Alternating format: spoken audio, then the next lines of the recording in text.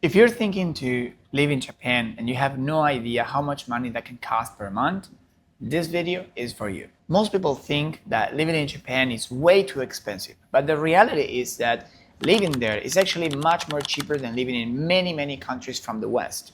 My name is Sacha, I'm the director and founder of Doki Doki Japan, and we help people all over the world to learn Japanese, find schools or jobs, find apartment, and move to Japan. And for the past 10 years, I've been traveling to Japan on holidays. I've been living in Japan, and I can tell you, living there is possible if you do things right. In this video, I'm gonna show you exactly how much money you need to live in Japan, in what things you're gonna spend it, and how you can optimize it to make the most of it.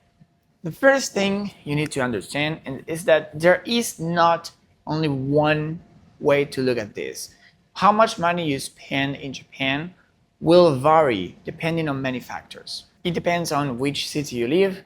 Are you in Tokyo, in Osaka, Fukuoka? It depends if you're in the main city, like right in the center, or maybe you are far away, like 30-20 minutes away by train.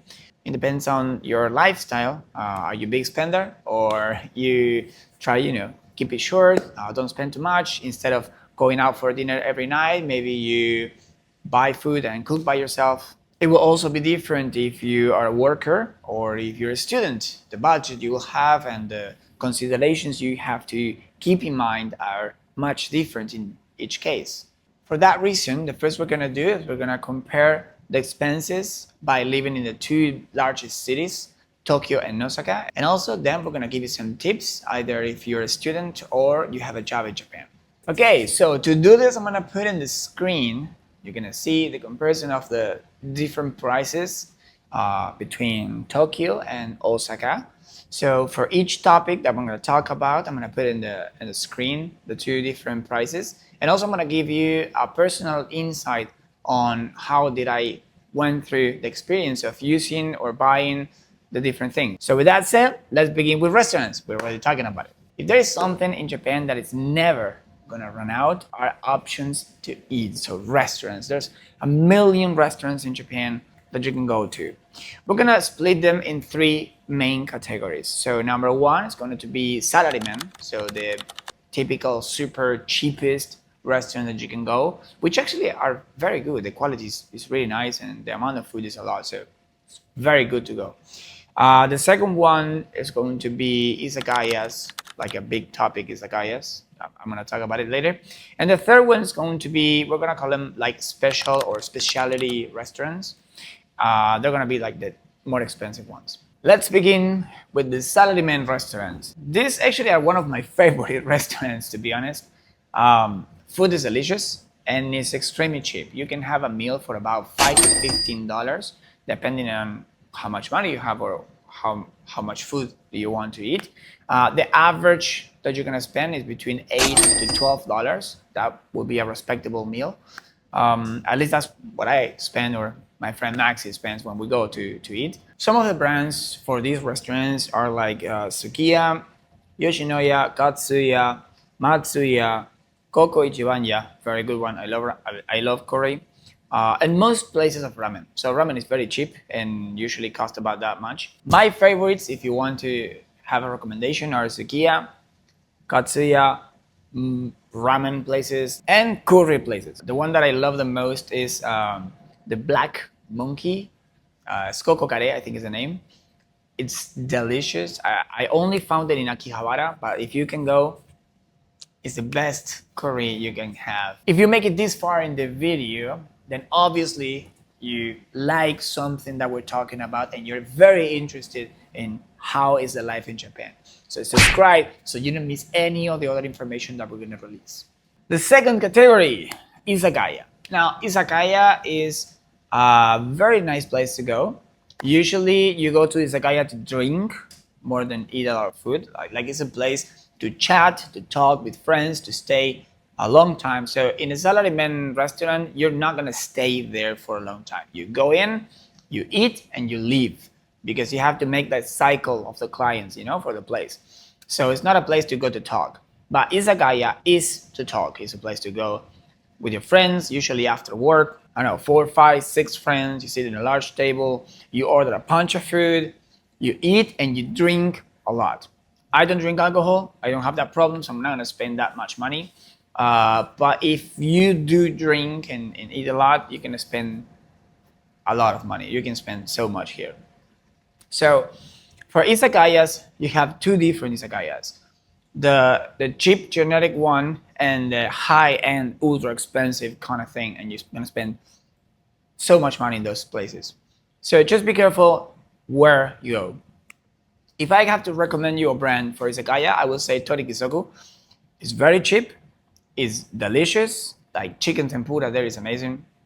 And drinks are very cheap too. They have big tables, you can go with friends and eat a lot. And usually when I go, I will spend about $30, like $20 to $30, not more than that. As I say, I don't drink alcohol. If you drink alcohol, you can spend way more money than that. If you go to the expensive izakaya, so the other side of it, then you will spend probably 70 to $100 if you eat the same amount of food that you eat in Torikisoku. And the reason is because izakaya is a place that you don't order food for yourself, you order to share. And everything you order is like a small dish. So imagine you order, I don't know, fries, right? French fries. So it will be like a small French fries dish to share, but it's gonna be so small that the sharing part is very minimum. If you order the yakitori, which is basically meat and a steak, it will give you like 2 pieces, so 2 sticks, right? So that's the sharing part, or 3 sticks. That's it. But that thing is gonna cost you about $5 to $7, right? So it's very expensive, and you have to order like really a lot of food. So the bill can easily go up to $70 to $100. So just keep in mind to which one of those you choose to go, or just ask beforehand to see the menu to have a reference. Torikisoku is the best you can start, and it's a great izakaya. You have a lot of great food, so you can try that if you want. Another kind of izakaya, which is not an izakaya, but I would put it in this category because of the price tag, is Sushiro. It's similar in the sense that you will order a lot of dishes. Those dishes can be to share because some of them has more than 1 piece. Pieces that are very cheap, usually I don't know, like 200, 300, 500 yen per piece. And usually it depends on which thing you order, have like 1, 2, or 3 pieces. So you can share it. The essence of it is similar to izakaya. You can stay talking a little bit, it's not that bad. And you can spend between like $25 to $35 usually in average. Lastly, we're gonna talk about the most expensive restaurants that you can go to, which are like, we're gonna call them the specialty restaurants. In one side, you have all the Western food, but then you have the specialty kind of thing, like the guys who are extremely obsessed about their dishes. In that category, you have like the super sushi man with a knife that is from the grand ancestor, and they've been doing sushi for generations to come. There's this video I saw the other day. There's a couple of guys go to. Those places are really hard to find. If you don't have a Japanese people who tell you like, oh, you have to try this in that place. So if you ever have a recommendation like that, just be aware it can be very expensive if it's in a hidden kind of situation, right? So these two guys talked to this Japanese guy in the street and asked for recommendations for a place. And this says, okay, you can go eat eel, all right? It's very good. It's in this place. You have to walk there, then turn, whatever, until you find it. So they got in, they eat it. They say, oh, it's amazing, it's extremely delicious, blah, blah. And yes, it could be. I don't know. I never tried it. But the bill was $70. All right, $70 for a meal. Obviously, it's crazy expensive. So yes, you can give it a shot. For me, it's absolutely crazy. Overrated. Yeah, normally 3,000, but 3,000. 3,000 yen, right? So 3,000 yen is like $20. So it's cheap.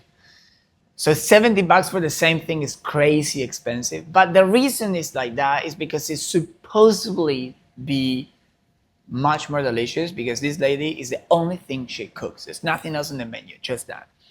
So you have those small pearls around the city that you can, if you like, you can go. But just be aware of the price. So, how much money you're gonna spend on restaurants living in Japan? So, you can spend a lot, like really, really a lot of money. But let's make an average for a typical situation. Let's say that you go out for dinner or for lunch one time a week to a salaryman restaurant and one time a week to a izakaya-like restaurant. I don't know, Sushiro, Torikisoku, whatever, right? In that scenario, you can spend about $150 a month, $160 a month, something like that. It might be average. Okay, supermarkets. Here we also have the two main categories, which are expensive for rich people supermarkets and normal people supermarkets. And literally the only difference between one another will be the brand of the thing that you're buying, and even in some places not even the brand, just the price tag. Once I've been to Omotesando and I went to a supermarket. It was the fanciest supermarket I ever been to. It looked like a shopping mall. And I remember I found this brand that I always buy of sandwich or something like that. And it was literally like 40% more expensive just because it was in this place. Yes, they also have more import goods, right? So you can find maybe more variety of goods that are from other country. So that's another reason why it might be more expensive. But just because it's also a very good reason. Inexpensive restaurants. OK Store, Seiyu, big one Seiyu. I really recommend Seiyu. Gyeongmun Super. So all these places are basically cheap supermarkets. When I first go to Japan 10 years ago, I was as a tourist and I had to save money. And with Maxi, we're trying to figure out how to make the trip cheaper. So we find out this guy, he was from Malaysia. We were living in the same share house. And this guy told us, like we had a Japanese friend who told us how to live cheap. He had no clue about it. And this guy, he was really living cheap. He was studying in Japan and he knew the tricks. So he told us these tricks. I'm gonna give you something really, really deep.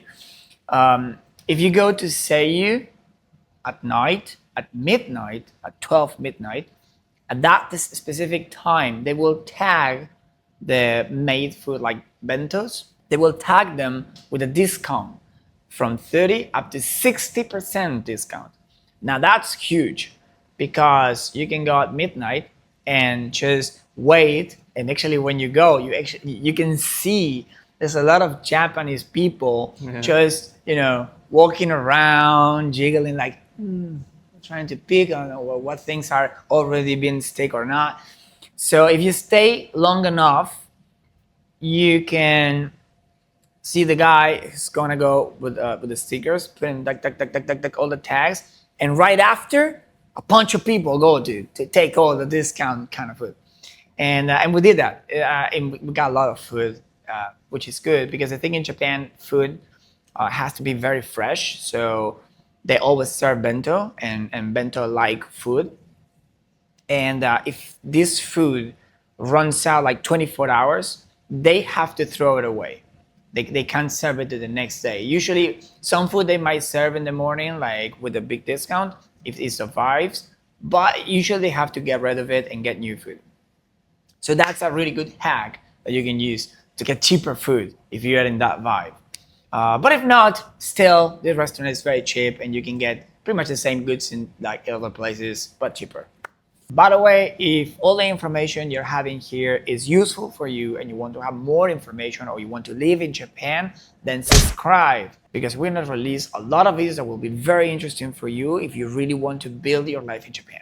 Expensive brands of supermarkets. Be aware and be away, maybe. Ikari, Meidiya, Seijo Ishi. So just look for them if you find them and you are in the budget. Avoid them. Just walk a few more blocks and find something else. So how much money can you actually spend? For us, so usually Maxi and I, when we first go to Japan to live, we were in a budget. We were making little money. And I had to do, these moves and get cheap stuff. So the amount of money I spent on food was between 200 and 300 bucks a month, and it was fairly cheap. And I eat a lot because I usually go to the gym, I work out a lot, so I try to eat a lot of protein and keep a healthy diet.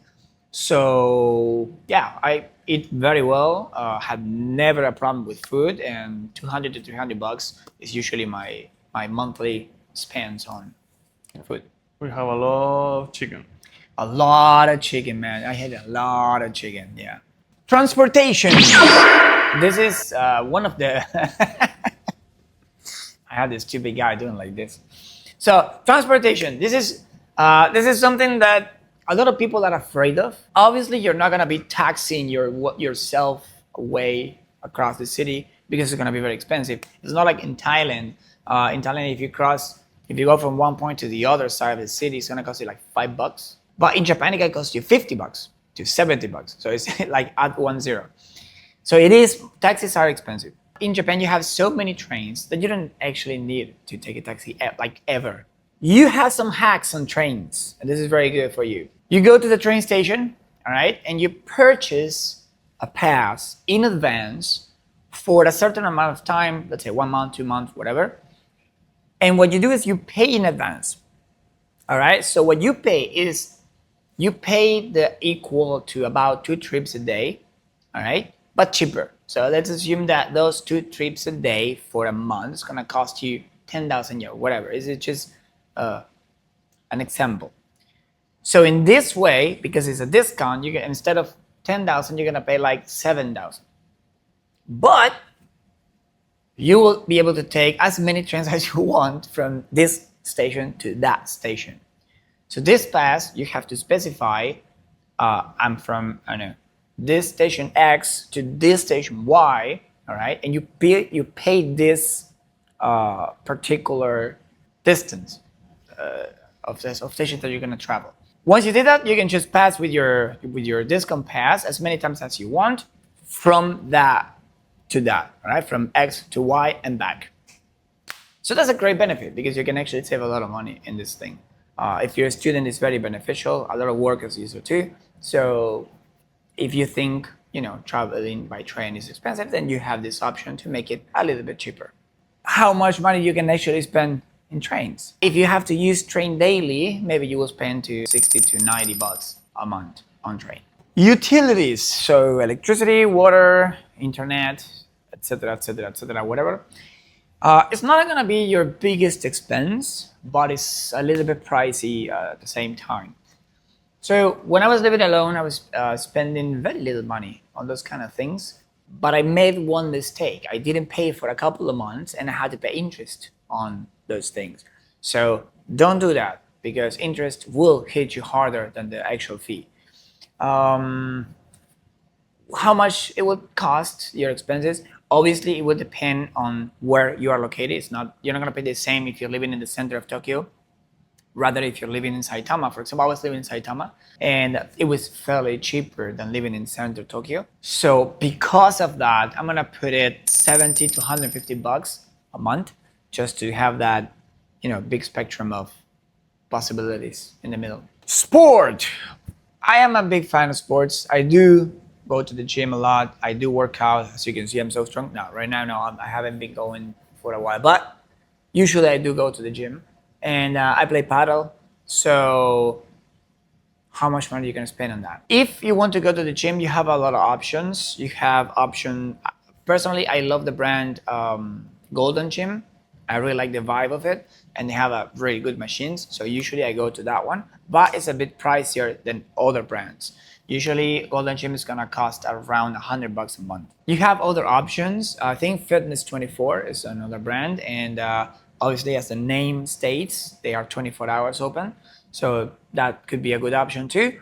And there's a new brand, I don't remember the name, but they are a day gym. So you can just go and pay by the day, right? I want to work out today, I pay. I don't work next week, so I don't pay it, and that's it. So actually the fees on this is going to vary a lot. Usually you're not going to spend less than 50 bucks, and you probably will not spend more than 100 bucks.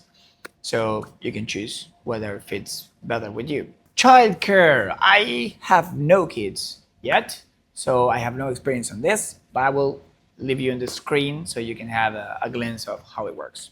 Clothing. Japan has a big input in fashion worldwide. So obviously they have a lot of brands and options to get nice clothes. So it depends on you, basically. If you're a big spender on clothes, then you definitely would spend most of your salary in clothes. If you're not, like me, this I bought in Japan, this I bought in Japan, well, not this I bought in Thailand, but you know, most of my clothes, my underwear is from Japan. You have very, very, very cheap, high quality options. This t-shirt, for example, is from one of my favorite places, Uniqlo. Uniqlo is a cheap, good quality brand. So this t-shirt is about 10 bucks. Every time I go to Japan, I buy like 6 to 12 of these t-shirts. And I keep them for about like 1 year or maybe 2 years. It depends how much I use them. I do the same with my underwear. I buy like 12 in once and I just keep them for a year and then I renovate it. My point is, in Japan, you have a lot of options for very, very cheap clothes. Uniqlo, GU. GU is like a second brand from Uniqlo, actually, it's from the same company. If you want to do something very stylish, you're going to spend a lot. The first time I went to Japan 10 years ago with Maxi, we found this store very close when we were living there. We have this store about 15 blocks from my place, and they sell used and new clothes. And I remember I went there because at that time we didn't have much money, so I had to buy something cheap. So I bought there a leather jacket, but it was like an eco leather jacket, like a fake leather jacket.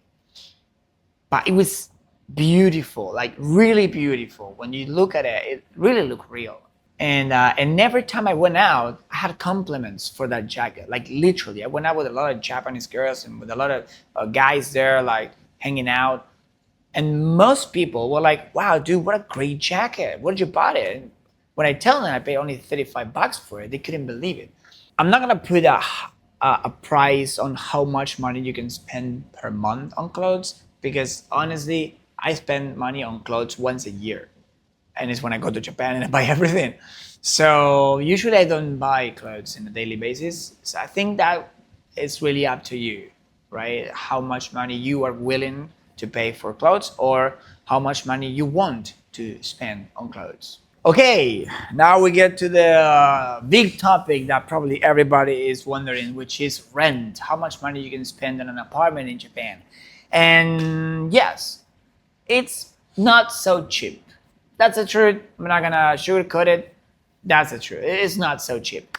But it's also, believe me, not that much expensive as you may think of.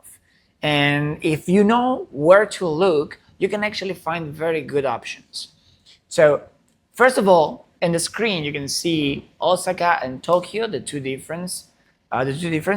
And as you can see, there is a difference between living in Tokyo and living in Osaka. Yes, Osaka is cheaper. Also, it's cheaper to live outside the city center between inside the city center. What is the city center? So, because Tokyo is actually quite big as a city and it has many districts in within, and most of them are not like a cheap district because it's still Tokyo. Then living outside Tokyo will be like living about 20-30 minutes from that circle of districts. All right. So, for example, in my case, when I was living in Japan, I was living in Saitama, in Soka, which was 45 minutes away from Ueno station. That's a very considerable amount of time, like distance from the city center. I was paying 300 bucks a month. That is crazy cheap. Obviously, my apartment was crazy small too. It was a one-room apartment with a very, very small kitchen and a bathroom, and just a large room that was a bit long, and with my futon there and a small table, and that's it, and a small balcony to hang my clothes, and that's it. That's all I had. But it was 300 bucks a month, so it's very, very cheap. and I loved it. Honestly, I loved it. I loved my apartment. I was living close to my work, and I was very happy to be living there. I remember I was living in front of a river, and I remember when it was spring, it was amazing because you can see the whole river covered in sakura, and also it was in the street. So when I was riding the bike all across it, I felt like inside a fucking anime. So I was like crazy happy at that time. I also rented things inside the city center, which are much more expensive. 600, 700, 800 bucks, up to $1,000 easily. A lot of people think that, okay, I'm gonna go away far, so doing that, I'm gonna save money. But then I'm gonna be spending a lot of money in travel. And travel in Japan, as we covered already, is not so cheap. So sometimes the best you can do is finding the right location and the right balance between distance, all right, and cheapness apartment, all right, if I make myself understand. So we were evaluating, for example, with Maxi to live in Akihabara, because Akihabara, if you go to, how can I explain it? If you go to one of the sides of the station, to the right side of it, and you walk like 5 blocks, or if you go to Ueno, right, and you're, I don't know, maybe 15 blocks away from the station, it's way cheaper than if you're living 2 blocks from the station. And the difference is huge. So I think that the best you can do is set a price on how much, set a number, how much you want to spend per month in rent. Have that very clear in your mind, and also set an expectation of the apartment that you're aiming to have. And with those things combined, look for the perfect location that can fit in those two things, right? Because you will have to sacrifice something. You can't have everything. You can't have cheap, great location and amazing apartment. Altogether, it doesn't work, right? But you can definitely have a nice place relatively cheaper and in a third good location. Buying a house, that's the second most wanted thing that everybody's asking. You know, Kia. Where can I get it? Where can I get it? $1 property. Yeah, that's a lot of fairy tales. If you really want to know in deep on IKEAs, how it works, how you can get one, what actually are them, are really good or not, then just drop a comment below and we're gonna make a special video like this one, but just about IKEA. All right, and now the other question, how much money I'm gonna make? The money I'm gonna make is gonna be enough to cover all my expenses. Well, yes, the money you're gonna make will be enough to cover your expenses. So the first thing I want to clarify here is a lot of people sometimes approach Japan with the wrong mindset. Sometimes the amount, the minimum salary or the amount of money that you make in your country for the place that you're living currently don't match, right? And maybe you will have this notion like, oh, if the money I make here is not enough to have the life that I want, maybe in Japan it's the same thing. Maybe the money I will make there is not going to be enough to have the life that I want. And obviously it will depend on the life that you want, right? If you want to live in a yacht and buy Rolex as a candy, obviously it's not going to be enough for you. But if that's not your case, and you're like a normal human being, which normal wishes is, then it will be fairly enough for you to live in Japan, have a normal life, buy the things that you need, even save money, go on holidays, or save money to make a business, or whatever you want to do, just a normal life. Because the salaries in Japan are built around the idea has to be enough to have a good quality life. All right. Actually, if you go to Japan, you will see that the homeless people in Japan and the people who don't have enough money to live, most of them are by choice, not because they're actually insufficient money. They have actually insufficient money or something like that. With that said, how much money are you going to make? What is the minimum salary in Japan? If you are a student, how much money are you going to make? Well, as a student, you're only allowed to work for 28 hours a week. Obviously, you're gonna be making less money than me, I'm gonna work full-time, or anyone who makes full-time money. As a student with a minimum wage, you will make between $700 and $900 a month. Now, okay, that's for a student, but maybe you're like, oh no, listen, I'm an engineer, all right? I know I already have my job. I don't wanna, go to scavenge food from the supermarket. All right, I wanna have a more normal life. So how much money are you gonna make? So the average salary, I'm not gonna say the average, I'm gonna say the minimum salary, all right, the minimum wage for any grown-up in Japan is going to be $1,300 to $1,500 a month. Minimum wage, minimum wage. For any professional with a university degree, you can experience from $2,200 to $2,500 starter. All right, that's the minimum for you if you have a university degree and you have a career. All right, we're at the end. How much money is going to actually cost you to live in Japan then? I made the math with all the numbers I gave you already, and this is what I can tell you. If we take all the minimum numbers from everything I put in the screen today, just the minimum of everything, then you can spend between $800 and $900 a month. So if you're a student, you can make it, you will live, and you have no problems. And if we take all the high numbers of the list of today, you will spend around $2,000. All right. So if you're a worker, then you still have $100 to spare to, I don't know, take a holiday or whatever. So to answer the question, yes, the money that you're going to make in Japan is going to be enough for you to live. If you're a student, obviously you will have a student life. And student life, it's a sacrifice life, right? Like you're going to be saving money, you will be looking where to make things cheaper, you will be going out with your friends to grab a beer or something a couple of times a week, but you're going to live in a cheap mode. And if you're a worker, you're going to have a normal life. You will be able to afford everything. You will pay for everything.